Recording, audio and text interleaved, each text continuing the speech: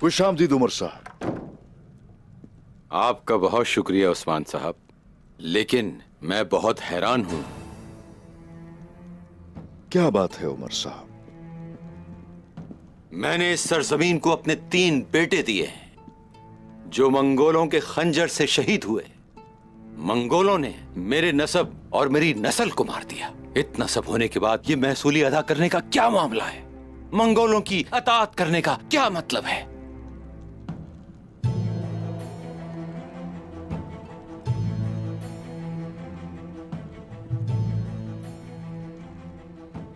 Nicola से उसका इत्तेहाद तोड़ने के लिए मैंने सब कुछ किया है।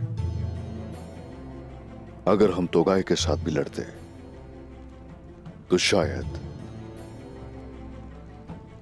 साउची भाई से ज्यादा शोधा कबीले में होते। तो आप फिलहाल ये कह रहे हैं कि ये एक खेल था? आपका यही मतलब है ना उस्मान साहब? आपने कहा निकोला के साथ तिजारत नहीं करेंगे, फिर मलहून खातून को सिपाहियों के साथ उनकी तरफ भेज भी दिया आपने। आपने तो हमारी बहुत मदद की है।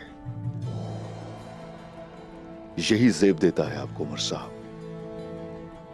लेकिन निकोला इंतकाम जरूर चाहेगा। अब ऐसा है, तोगाई हमसे महसूल हासिल करने के लिए निकोला को रोकेगा।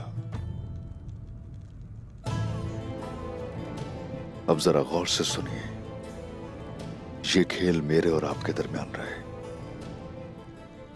किसी को भी खबर ना हो इसकी। फिक्र ना करें उस्मान साहब, मैं आपका राजदार रहूंगा। अगर निकोला आया तो हमारे पास भी जवाब देने की भरपूर ताकत है अल्लाह के हुक्म से। नहीं आएगा वो ब्याह।